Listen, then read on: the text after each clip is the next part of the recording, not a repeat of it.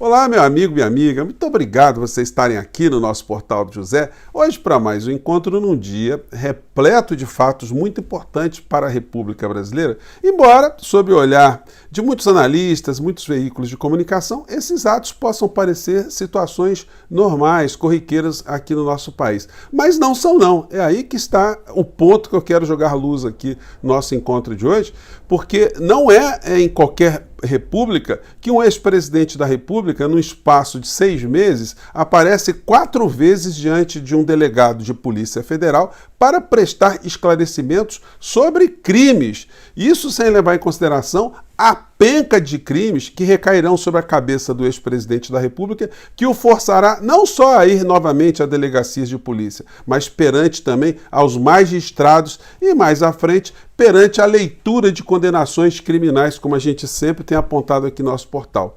Hoje, o ex-presidente da República, portanto, foi mais uma vez à Polícia Federal. Eu pergunto a vocês, vocês acham que tinha muita gente esperando o Bolsonaro? Ele toda hora se ufana de estar ali reunido de uma série de pessoas que estão gritando mito, mito, mito.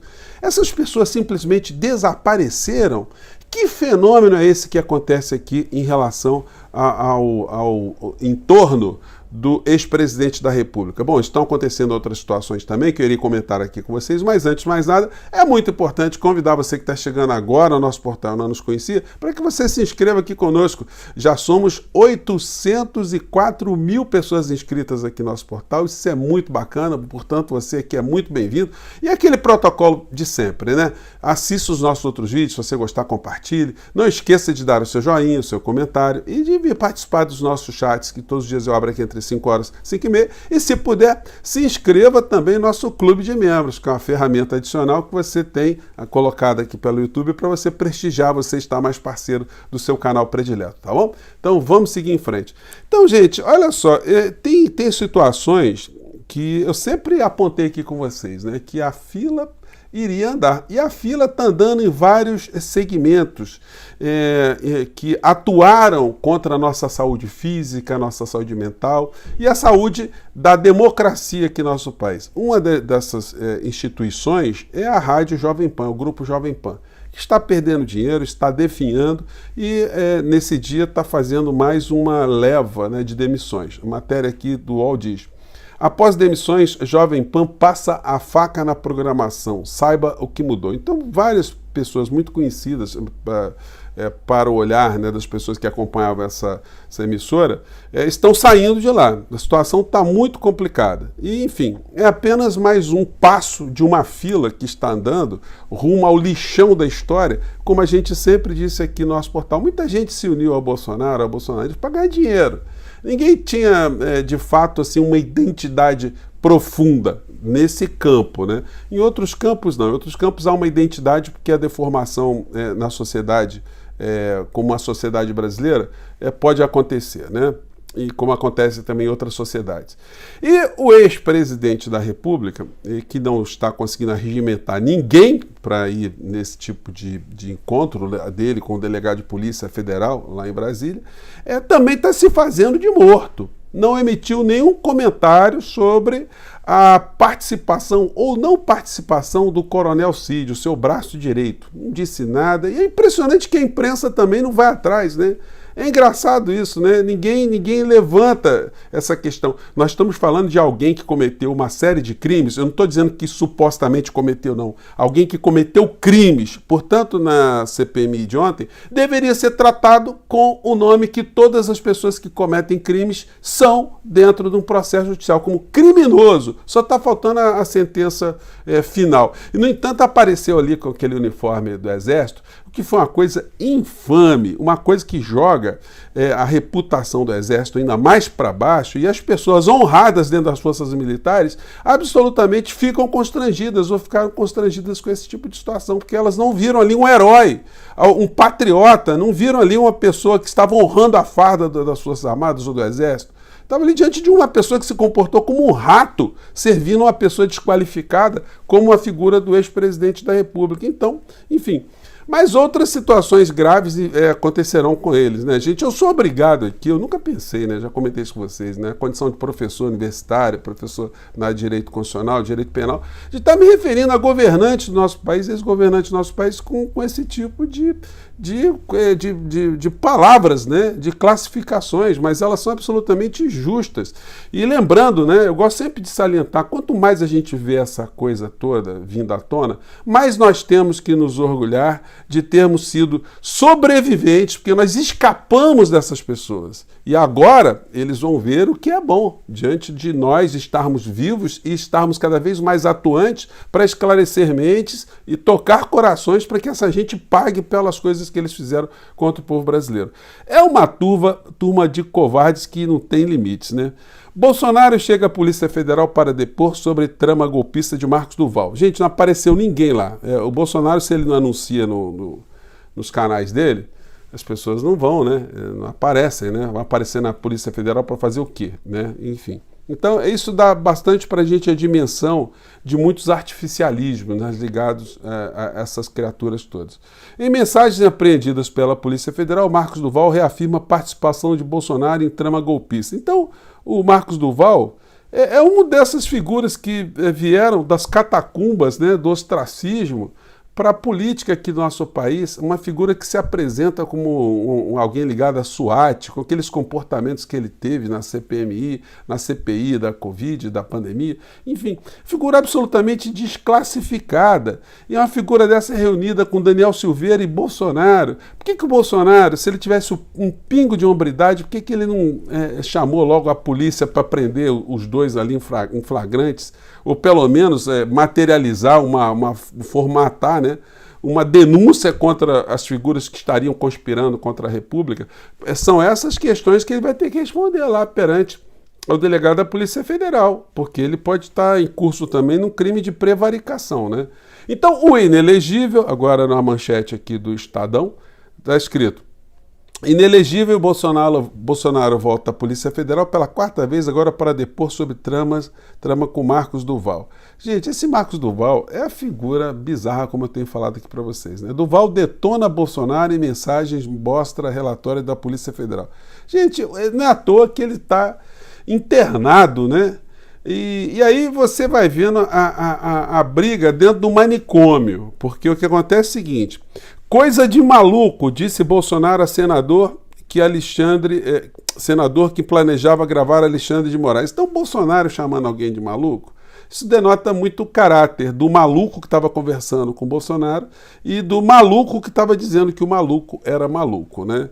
E a falta de caráter do Bolsonaro é uma coisa tão recorrente que ele vai fazendo isso. Quando alguém é flagrado numa situação criminosa, uma situação imoral, enfim, ele chega e diz que não tem nada com a pessoa, né? Como aquele cidadão que está preso, aquele que trocou mensagens com o Cid, e que também teve um cartão de vacinação alterado, né, para aparecer como vacinado, e quando isso não tinha ocorrido. Bolsonaro disse que ele é uma pessoa que não tem importância nenhuma, é um pobre coitado, chamou o cidadão de pobre coitado. Preso por fraude, foi chamado de segundo irmão por Bolsonaro e acompanhou o presidente em votação. Essa criatura aqui que está com o Bolsonaro chamou de pobre coitado, né? É o caráter do Bolsonaro, né, gente? E a gente vai colecionando uma série de situações, vai catalogando. Bolsonaro sobre Roberto Jefferson. Não tem foto dele comigo. Quando o Roberto Jefferson atirou granada, deu tiro em policiais, o Bolsonaro negando. Como as coisas que ele andou negando para cima e para baixo. Então, gente, não foi pouca coisa. Você, eu, milhões de brasileiros temos sobrevivido para a desgraça dessas pessoas, porque para eles, né, era muito melhor que nós tivéssemos morrido, mas nós não morremos. E agora nós vamos cada vez mais jogar as nossas energias para cobrar responsabilidades, né? E aí a gente dá uma volta e vê qual foi a percepção que o governo teve dessa patifaria toda aí. O governo que eu me refiro especificamente, o presidente Lula. Aqui matéria fresquinha dessa quarta-feira. Lula se irrita com o uso de farda por Cid na CPI do 8 de janeiro. Presidente manifestou descontentamento a integrantes do governo, já que ex-auxiliar de Jair Bolsonaro é investigado por diversos crimes civis. Gente, qual a explicação para ele ter ido de farda? Não existe uma explicação racional. Não existe nenhum tipo de justificativa. Isso foi uma patifaria. E aí, quem determinou? O alto comando disse que ele tinha que ir farda. Tem que dar o nome aos bois. Quem foi que deu essa ordem? Quem foi o sujeito que deu essa ordem? O Cid estava representando o exército brasileiro? Na percepção de quem deu essa ordem, é isso que estava acontecendo? Era o exército brasileiro que estava sentado ali naquele banco para ser interpelado? Então essa pessoa precisa ser cobrada também, né? Esse militar precisa ser cobrado. E o ministro também da Defesa, né? Que não está dando uma bola dentro, desde quando ele foi indicado para Lula para ser o ministro da Defesa, né? Esse não entra em conta, né, quando se fala em substituição no ministério de Lula, o nome de Múcio não é lembrado. Eu acho que ele seria uma pessoa, né, para ser substituída, certamente em função do desserviço que ele tem prestado à democracia do nosso país, porque é um passador de pano para todo tipo de banditismo que está acontecendo ainda envolvendo os remanescentes do governo Bolsonaro. Bom, Gilmar manda desarquivar a investigação sobre omissão e irregularidades da gestão Bolsonaro na pandemia. Como disse para vocês, esse é apenas mais um capítulo de outras tantas coisas que se darão ainda em relação a crimes que serão investigados contra Bolsonaro ou que serão apontados para que Bolsonaro responda. Eu disse para vocês da troca de Múcio, né? Uma coisa preocupante que está tendo nessas discussões de mudança de ministério para se ter uma base no governo Lula é a entrega do Ministério de Desenvolvimento Social, que está ali nas mãos de Wellington Dias, ex-governador do Piauí, para o Centrão. Gente, é o fim do mundo. A matéria aqui, que eu já abordei mais cedo, mas eu não comentei esse trecho aqui específico, diz o seguinte: em meio à pressão do Centrão, aliados de Lula e a primeira-dama Rosângela da Silva, a Janja, tem dado recados para que Bolsonaro blinde o Ministério de Desenvolvimento Social, que cuida do Bolsa Família. O presidente avalia que o Wellington Dias tem desempenho ruim como ministro. Bom, isso é a matéria está dizendo, né? Será que Lula acha que o Wellington Dias, que foi o governador que mais deu votos para Lula no Piauí, no Nordeste, que ele não entende do assunto Bolsa Família, um estado que teve ali uma capilaridade desse programa de uma forma espetacular e mais, né? Que já tem feito levantamentos de muitas fraudes e tem cortado o benefício de muito vigarista que embarcou nessa história. Então eu acho meio estranho o UOL e a Folha terem colocado isso. Diz aqui, mas tem resistido a ceder a pasta responsável pela principal vitrine social do PT. E não pode, gente, de jeito nenhum fazer uma entrega dessa que seria, de fato, o desmonte, né, de uma área fundamental do governo Lula que deve servir como bastante referência para politizar a sociedade. Para finalizar ainda aqui do Marcos Duval, o personagem, tinha me esquecido, ele também ficou muito reconhecido como uma pessoa, né, com um comportamento, além de tantos comportamentos políticos ruins, mas um comportamento moral, no mínimo inusitado, né, observando os órgãos genitais de outras pessoas, como no caso do ministro Flávio Dino. Ele publicou, se você não se lembra disso, né, uma fotografia no tweet dele, comparando, né, ele de sunga e o Flávio Dino, quando era mais jovem, de sunga também.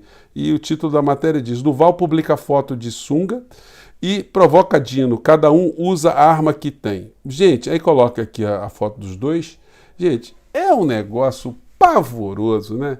Então, quando eu mostro isso para vocês, amigo, respire, vá tomar seu cafezinho, depois, enfim, dê uma refletida, minha amiga, dê uma refletida, e se orgulhe, né, de você ter ajudado, dá um freio nesse tipo de situação. E as coisas que estão se dando agora são consequências do seu ato, do nosso ato de todos nós, de termos criado uma barreira para essa insanidade. Agora, depois de superado esse episódio, como eu disse a vocês, é hora de responsabilizações, né? É para isso que eu estou aqui. Gente, mais uma vez, um grande abraço, até o nosso próximo encontro. Tchau!